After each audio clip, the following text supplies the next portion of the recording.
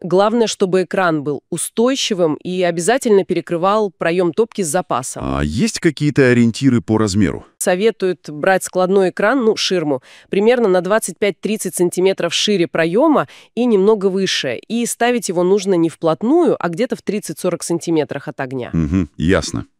А вот такой момент. Есть ли польза от экрана для современных каминов? Ну, скажем, электрических или биокаминов, где вроде бы искры нет?